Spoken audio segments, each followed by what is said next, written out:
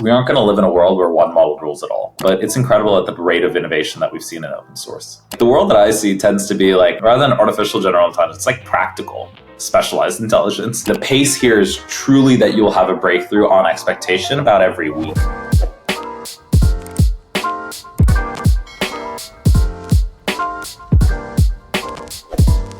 Hello, Devvret. Thank you so much for joining me today. Of course, happy to be here and thanks for having me. Well, let's start with a big picture. If you can draw me a big picture, when will we train once and learn forever? It's a great question. I think that, that world is actually here today. Most of the time when we see customers using models in production, they're taking a model someone else has done 99% of the heavy lifting on, and then they're doing a last mile 1% customization. The trend that I think, that's going to go towards what you said, which is like train once and then learn forever. Is going to be a shift, though, where people stop using a static model, this one model someone else trained, and instead have a pipeline that allows them to improve the model continuously while it's in production. So we've started to see some of our early customers already put these types of pipelines in practice, and that's what I'm most excited towards being able to build towards as well. Well, that's super cool. One of the things that I don't know if you initiated it in Predibase, was post-training technique RFT. Yes. Can you tell us a little more about it? Do you think it's the big unlock, or is it just like another tuning trick? Yeah, it's a great question. I think we were the first end-to-end platform to offer reinforcement fine-tuning, RFT, when we released it just about a couple of months ago. Sorry for interrupting. If you also can briefly explain what it is for the viewer. Yeah, so reinforcement fine-tuning takes a different approach towards the way that you can fine-tune or customize models. The real kind of underlying intuition is rather than needing large amounts of labeled data, which is what you need for traditional supervised fine-tuning, you can actually do fine-tuning with really small quantities of data. Think about a dozen examples or so. And you add in, instead of labeled data, this concept of reward functions. Now, reward functions are essentially like rubrics that any individual customer can write that helps you grade a model's output. And the idea is that the model will learn how to be able to actually adapt its behavior towards the types of things that you want to incentivize or reward. So as an example, if you're teaching a model how to write code, you might write a reward function that says you'll get +5 points if you get the formatting correct, and another 10 points if it compiles, and another 20 points if the unit tests pass. In this way, you kind of teach a model how to be able to actually generate its outputs based on really kind of objective criteria. So the goal with reinforcement fine-tuning is if you can measure it, you can improve it. And then I think you asked, is it a large shift that we see for the future, or is it just another tool in the toolbox? Yeah. I think honestly today, reinforcement fine-tuning is one of a few different techniques that is really helpful for where customers can start to tune their models. But I think where we're going to go with reinforcement fine-tuning is going to fundamentally shift the way that people customize models. Today, reinforcement fine-tuning is a one-off training process you do.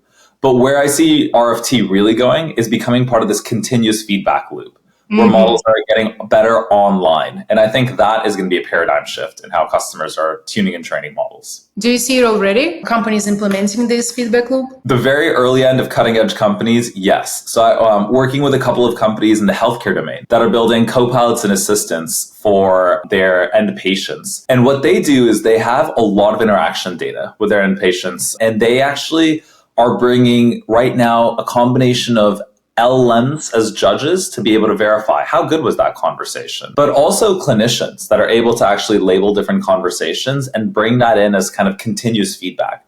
So rather than needing to take, the months of labeling that you'd have, just starting to take the labeling that could be done over a handful of conversations and feeding that into an RFT loop. Today, it's very early, and I only see the most cutting edge companies really doing it. But this is the type of pipeline that I think more and more companies are going to do as we get into more continuously improving models. What's on the way for them to start doing it? Yeah, it's a good question. I think the biggest thing is a feature that we're working on. Yeah, there's actually two things, I think. One of them is a feature that we just launched in Predibase, which is a very simple thing that allows you to be able to collect prompts and responses from any of your production deployments automatically. One of the key things with tuning and training models always tends to be data. So the very first feature that we have is one that makes it easier to construct these data sets using live production traffic. The second thing is making it easier to be able to learn from feedback. So rather than needing large amounts of, labeled data, how do you directionally nudge a model with small amounts of feedback? Now, there's lots of techniques here in the platform, like DPO, direct preference optimization, and others that help you learn from feedback. But we're also working on some novel techniques that are more on the research side of Predibase today for how you can use reinforcement fine-tuning with user feedback data. Is anything coming soon? I think you can expect that we're going to be publishing a little bit more about this in the next few months. And really what we're going to be talking about is seeing what we've experienced with real-life agentic applications in particular, and the type of feedback that users are looking to be able to give. How do you systemize that into a continuous stream? So the very first thing we'll release is just going to be showing how small amounts of feedback can make performance impacts. And then you can scale out those performance impacts with the more and more feedback you get. What's your perspective on agentic workflows and agents in general? My perspective on agent workflows is that they're in the very early innings. And so a lot of things that people are building are a little bit brittle today. The very first thing we need to do when we talk about agentic workflows is really define what an agent and our agentic workflow is. I think about an agentic workflow as having two key components. The first is having a chain of multiple LLM calls. If you think about a single, let's imagine you're just doing document classification. We don't think about that as an agentic workflow because it's a one-shot process. Whereas if you're having a conversation with a bot, for example, to understand your medical diagnosis a little bit better and schedule a follow-up, that involves multiple turns. So the first piece is, I think it's multiple turn, multi-call. And then the second piece of an agentic workflow is that it will likely have the agent be able to do tool calling, make calls towards other functions that it can actually use to fulfill a request on behalf of the user. My view is that right now, the way that these agents get built are quite brittle. A lot of times people have built, I think, a really compelling demo that works well if you are on the golden path. But if you go off the golden path, then, the model is triggering a number of different care areas. It's a very simple thing. If you're only 90% accurate on a given LLM call and your LLM has to make, 5 different calls, you're already sub 50% in terms of the user experience. So that last mile of quality with agentic applications becomes really, really important. I saw this. I was a product manager on the Google Assistant back in the day, which was one of the first, AI agents, not using generative AI, but using more classical NLP methods. The bridge we need to make as an industry is getting to more robust agentic workflows. Thank you. Yeah, speaking about Google and your previous experience, you are a product-first founder in a very heavy, research-heavy space. Is it hard for you? How do you keep up? And what areas of research are you following most closely?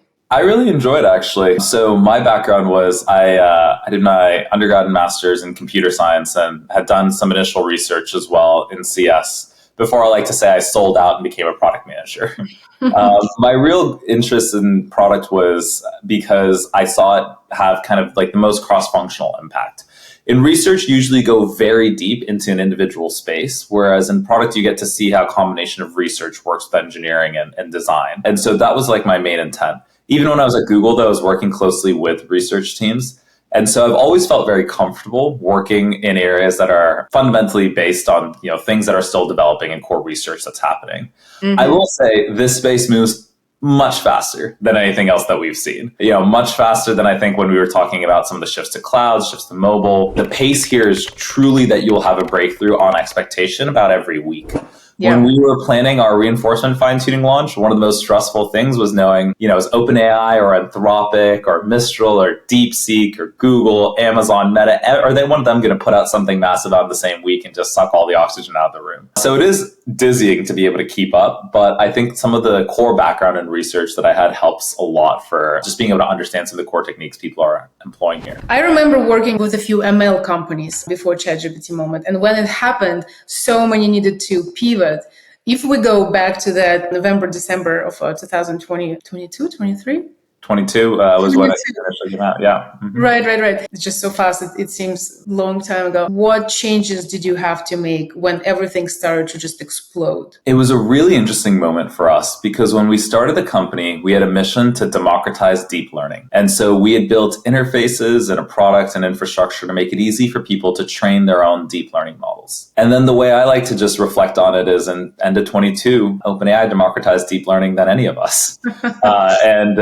it had done it through these large pre-trained deep learning models that were able to start having conversations in one shot. The reason I say it was a really interesting position for us was that as a deep learning oriented company, we had started to see these types of workflows already be popular in our platform, but at a much smaller scale. In early 22, the most popular piece of functionality in our platform was you could pick a pre-trained deep learning model like BERT, as an example, and you could fine tune that model on your data. And so the reason that people were coming to us was already because they wanted to start to adopt some of these pre-trained transformers and adapt them towards their data. But the types of use cases, the user journey, and the persona just fundamentally shifted.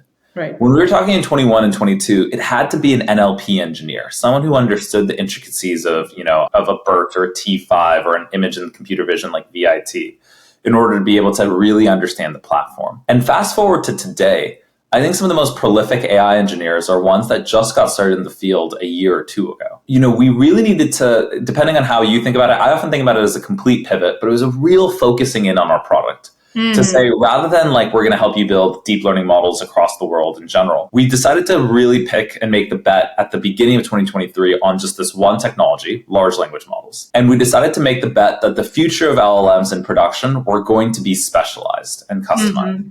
And so we wanted to build that tuning and post-training stack to make that happen. And then what we quickly found out was inference was going to be a huge part of this game. And so we went really big in that world as well later on in the year. So many things to unfold here, but let's start with more narrow AI. Do you think, what is the future for the companies? Is it more smaller models that will use for their specific cases? How do you think about it?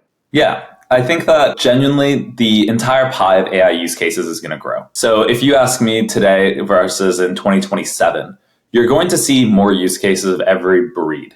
The difference that I think you're going to see is that, my favorite customer quote is generalized intelligence is great, but I don't need my point of sale system to recite French poetry. It's this idea that most customer use cases look like something like one of our customers, Checker, does. They look through employee background checks and are looking to be able to extract out very specific information with respect to criminal codes and violations, previous things than, employee backgrounds. It's not like they need the model to be able to do French poetry and write Python code. They need to be able to do a really high quality job on one particular set of tasks. So in enterprise, I think that the majority of use cases are going to move and have already started to shift towards a lot of these narrow use cases that are going to be automation oriented. Not to say that these general purpose agents where you can talk about it with anything in the company won't exist and won't be great demos, but some of the high value use cases are going to look like being a really prescriptive, specialized agent that understands how to be able to solve a series of tasks very well. And I think in enterprise, that's going to be true. In consumer, I think it's a little bit harder to say, actually. I think the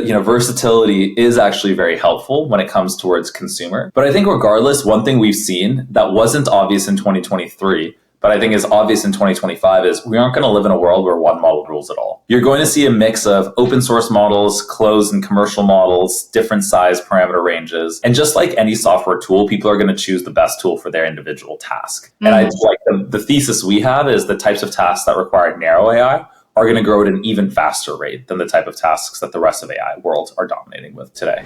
In this crazy race, do you have a plan? How long in the future is it? 2026, 2027? What's your strategy and planning? Yeah, it's a good question. I think there's the famous quote from the boxer Mike Tyson. I think everyone has a plan until they get punched in the face. And that's probably true in AI as well. We absolutely have a plan that we think about extending through the end of this year and through 2026. But the truth is AI changes on a weekly basis. And so you need to be able to have a framework that allows you to make decisions as things come in more quickly. It's all guided by I would say our North Star vision, which is our vision is to help customers develop specialized AI. And help them tune their models and serve and deploy the models. The pieces that are more dynamic is what are the best ways that people will tune their models? We're not religious to say supervised fine tuning is be all end all. We just think it's the best technique today if you care about getting the best performance out of your models. But in a year from now, you could see a completely new technique come up. And obviously in 2025, the biggest new technique is reinforcement fine tuning, which we pioneered kind of at the beginning of this year and had kind of talked about earlier too. And so I think from our standpoint, our vision is really going to be predicated towards two things on the goal of helping customers develop specialized AI, tune those models, and then run highly performant model deployments in production. So that means we're going to continue to build infrastructure and training and inference and serving. And we know the things that are going to come out through the rest of this year: advanced techniques in how we specialize models and customize them, advanced techniques in how we run inference better, and then expansion to modalities. We're seeing more customers ask us about things like multimodal and vision or voice today. And so we're going to want to continue to expand that. Within this broader framework of tuning and serving, we'll see where the research really leads and be able to adapt that back into the platform. Let's go to inference. Why is it so hard for the enterprises, and what could make it easier?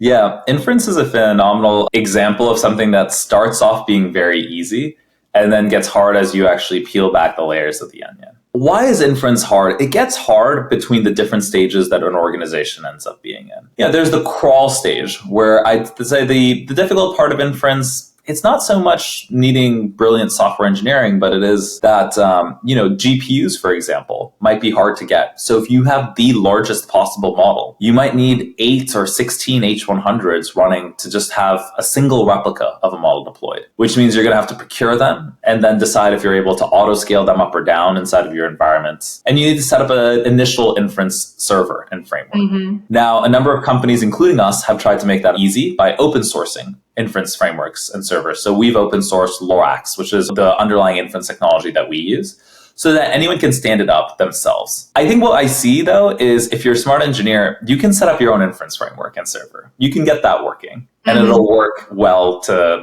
start to feed your initial prototype and application. What's really hard, though, and what I think a lot of customers don't want to do, is maintain production inference. And production inference is another ballgame. That doesn't mean that the model works and is up 95% of the time or even 99% of the time. It means it's backed by like 99.9 or 99.999% SLAs. That means you need to have resilient fault tolerance, be able to do blue-green deployment updates. That means you need to be able to do multi-region replication in case you have these model deployment setup. And then most critically, GPUs are expensive, which means you need to be able to optimize the models such that you're actually getting the most for every individual token that comes out. And so you're optimizing for total cost of ownership, whether that's using a small model or using some of the techniques we have in our platform like TurboLoRa, which are just software-defined ways to be able to increase your model throughput by 2x. All of these factors come in when you make that shift from I'm prototyping and able to get inference going versus I'm actually going into production. I need monitoring, SLAs, high performance throughput, all the other functions that will go with the fact that this is feeding a business critical application. The last thing I'll just briefly say with inference is I think that while all those are challenges, there's a view that inference is going to get increasingly commoditized as a market. And I don't disagree with this on base model inference in particular. Like there's no reason that, so-and-so's DeepSeek endpoint is way better than another company's DeepSeek endpoint. What I think is going to be really interesting is the trend towards what we kind of call internally intelligent inference. And intelligent inference, in my view, is back to that initial conversation we were having about, do you have an inference pipeline that hooks into a post-training stack that lets your models get better over time? That's really the future of where we see inference going. It's super interesting. Intelligent inference. We'll work on the branding and marketing for that one, but it's definitely the biggest trend that we see get unlocked by having a single place you can do post-training and inference. If we speak about open source, and you are such a proponent of open source AI models, what is missing in the open source AI stack? And what are the gaps between this model zoo and the production? I think that the open source model stack has gotten pretty good for some of the core infrastructure that you need to be able to do to set up. So I think open source fine-tuning frameworks like ours, Ludwig as an example, are pretty good at being able to help people start to run experiments. Open source inference frameworks like ours, like Lorax, are pretty good at helping people do some of the initial serving. And then when you want to make the shift towards a managed platform, you have a pretty easy on-ramp to a platform like Predibase that gives you the batteries included, GPUs, and infrastructure out of the box. I think one of the things that is missing is a really resilient way to be able to do evaluations. This is something that has been talked about quite a bit, I think, in the LLM industry. And the truth is it's a challenging problem because LLM outputs at times can be objective and at times can be quite subjective. What's to say if something is a good summary versus if you got decent classification accuracy as in traditional machine learning? So I think I've seen a number of friends with a number of folks that have started frameworks or even companies in LLM evaluation, but I still think it's an open problem. A lot of companies build their in-house evaluation systems, and the leadership illusion showed us that crowdsource evaluation cannot really work at this moment. right? Yeah, I see people tackle evaluation in a number of different ways. Most people I see do evaluation in-house. I'll just start off by saying that. Most common thing that I see. I've seen three versions of evaluations. The first is like they rely heavily on existing data and like some proxies. So a good example is like if you're doing document classification, you look at some historical holdout data and you're able to see, how did that model perform?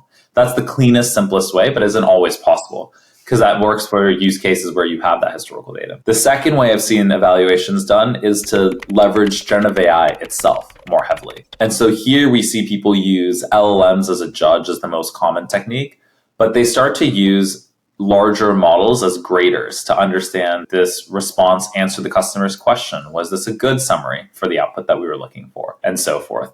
And then finally, I would say that when it comes to evaluation, the third way that we see it is it sort of feels like vibes in some way, but you'll ship the product and you'll try and collect some sort of product feedback to help you understand whether or not the model was like doing the directional type of behavior that you were anticipating. I mean, I think the truth is a lot of evaluation is in-house and we should not underestimate how much of it is vibes today, but getting good evaluation is going to be critical towards building this kind of continuous improvement loop. I agree, but it's so hard, especially with the closed models, because they, publish a new model, it's a new persona, and you need to develop basically a new vibe to understand it. So it's really tricky. Yeah, I think open source is helping a lot. In particular with open source reasoning models, one of the big things was exposing the reasoning tokens themselves. That happens with like if you use, DeepSeek R1 versus if you're using the earlier generation of reasoning models from a closed provider. You can actually start to run evaluations, not just on model output, but what were the series of steps that it was taking in order to be able to get there. Look, I think the point was actually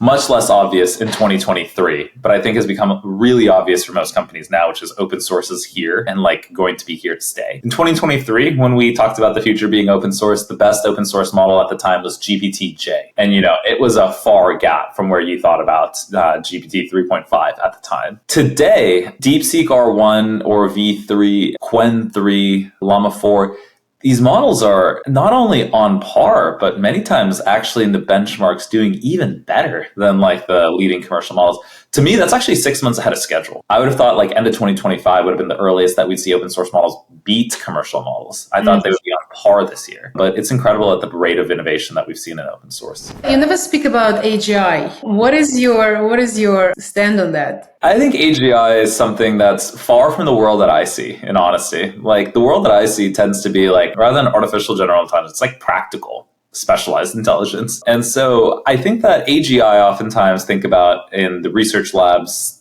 folks that will come up with good definitions. If we take a definition of AGI as like, can a model pass a Turing test? I would suggest that we're probably, in that ballpark already. But what's the practical implication of that? I don't spend too much of my time thinking about the Terminator style scenarios, but I do spend a lot of my time thinking about what does having this generalized intelligence look like when you actually have businesses processes like a company, Fortune 200, like Marsh & McLennan. Or, another organization like that I mentioned earlier, like Checker or any of these other companies that have a lot of productivity that they've unlocked via business practices over the past previous decades. And that productivity is about to take a step function change and increase. To me, that's really kind of like the interesting area for where this is going to go. I think there's probably some deeper philosophical questions about what will happen like over, 5, 10, 20-year period. We found it pretty hard to even predict what's going to happen 18 months from now in AI. And so I think that's really where a lot of my focus has been is what's going to be the practical implication on both enterprise and consumer. That's very nice perspective. What does concern you and excites you the most about the future that you build with Predibase? I think what concerns me probably, it really comes back actually initially to the evaluations piece. So what concerns me is people see an incredible amount of value. I see these statements from like analyst reports and others from time to time, which like often ask like, is generative AI a bubble? Are people actually seeing real business value? I never get that question from like a CIO at a Fortune 200 that's actually working on generative AI applications. Like, I think when you're on the ground and you actually see what these models can do, I think that, the question of like, is there going to be an ROI there versus the 50 cents or $1 that the million tokens are going to cost to process? It's not even a question in the vast majority of situations. And if it is, it's really just like a question of selecting the right use case. But what does concern me is we might go through a little bit of a hype bubble where people are really excited about these far-fetched, French poetry style use cases where the model is doing these amazing like multi-agent step demos. And then you enter into like a little bit of a crash of disillusionment where people have gravitated and attached towards use cases that were probably not the high value business impact use cases that the models can do today. The high level thing of like what concerns me is if people end up like essentially going too and shooting too far ahead and not realizing the business impact that they can have with LLM use cases today, and then they enter a little bit of disillusionment out of that. I will say though, like just given how quickly people have been able to iterate, I think I'm a lot less concerned about that than I was 5 or 10 years ago. I've been in like the AI space for over a decade, right? And I think that genuinely AI has probably been a place that for outside of the top 1% of organizations has overpromised and underdelivered between 2012 and 2022.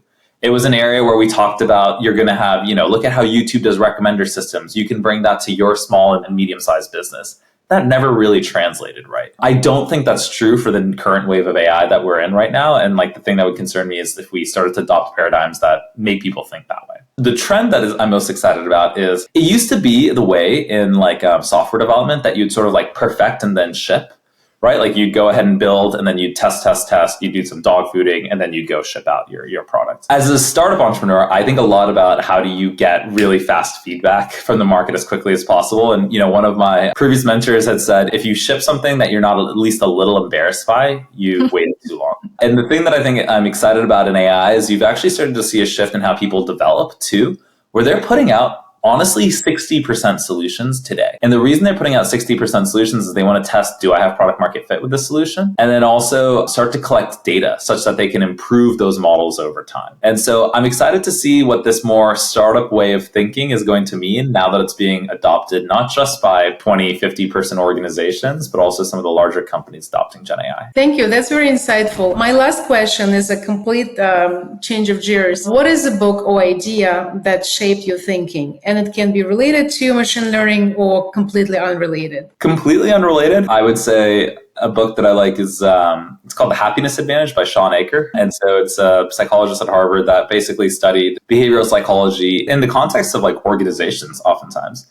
But what he found was it wasn't necessarily that success brought happiness in all cases. It was that happiness actually made you much more likely to be successful. The book really covered two key things. The first was how just having more positive and happy outlook allows you to be able to do better in terms of the different tasks that you're trying to do, whether it's work or personal. And the second is like ways that you can sort of, I don't want to say hack happiness. That sounds very San Francisco biohacking, but the ways that you can essentially put yourself in a position to be a lot happier without having to be reliant on these external factors. I think the Happiness Advantage is definitely one that I think I really enjoyed kind of as an overall read and kind of an idea that also extends towards both personal and professional work. So you think Predibase is a happy organization? I hope so. I mean, I think that, the truth is if you're working in generative AI today, it's a noisy environment, it's fast moving, it's competitive. Players, including us, are well funded, which means that, you have a lot of cards on the table. But I think that we and other organizations will also do like our best work if we're excited about the future that we're running into, rather than if we're